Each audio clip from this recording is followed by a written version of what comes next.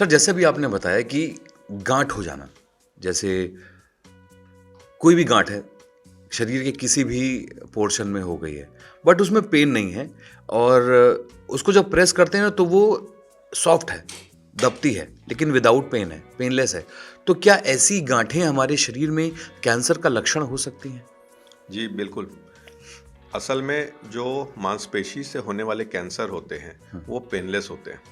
Okay, हाँ, सो लोग कई बार यही बोलते हैं, मेरे पास कई बार बड़ी-बड़ी गाँठें लेके आते हैं। मैंने कहा, अब तो गाँठ इतनी बड़ी हो गई, मतलब फुटबॉल के साइज़ की भी हो जाती है।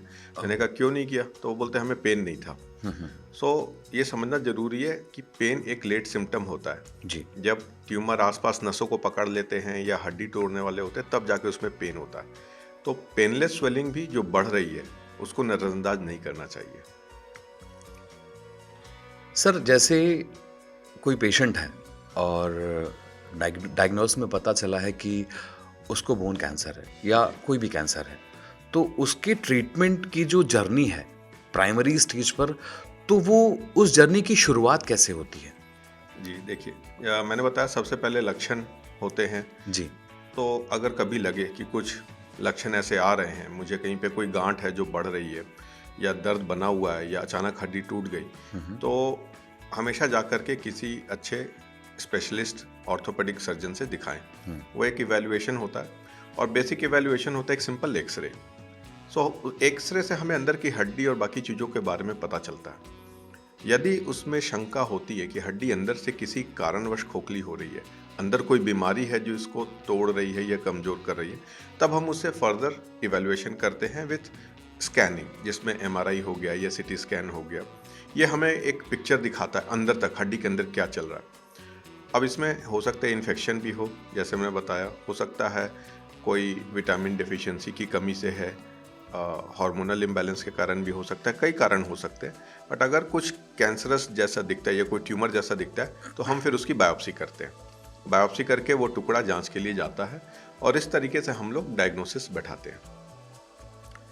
सर आपने अभी बहुत भारी शब्द बोला बायोप्सी, सुन के लोग डर जाते हैं, जी। बायोप्सी। तो जो व्यूअर्स हमें अभी देख रहे होंगे, अगर आप छोटा-सा एक एग्ज़ाम्पल दे दें कि जिससे सुनकर लोग डरे नहीं बायोप्सी से, कि बायोप्सी का नाम सुनते ही रूह काँप जाती है, बायोप्सी करानी है, अब तो मुझे पक्का कैंसर हो गया। तो बायोप्सी के बारे में अगर आप हमारे व्यूअर्स को बताएँ? ज़रूर। सो देखिए, इसमें क्या होता था, समय के साथ तकनीक इजाद हो रही है, जी। नई डेवलपमेंट्स हो रही हैं। हुँ, हुँ, मतलब हम लोग जब पढ़ाई करते थे, उसमें बायोप्सी का मतलब होता था एडमिट करना, हुँ, ऑपरेशन करके चीरा लगाना, 5 दिन का बेड रेस्ट। हुँ, अभी बायोप्सी इतनी सिंपल प्रोसीजर है कि हम इसे ओपीडी बेसिस पे करते हैं और सुई के द्वारा करते हैं, जिसमें टाँके भी नहीं लगते। तो छोटे बच्चे से लेके बुजुर्ग तक जो जैसे चलते फिरते आते हैं, हुँ, हुँ, 5 से 7 मिनट का प्रोसीजर होता है, जिसमें हम एक सुन करके सुई डाल के वहाँ से टुकड़ा निकालते हैं। कोई बहुत टुकड़े की भी ज़रूरत नहीं है।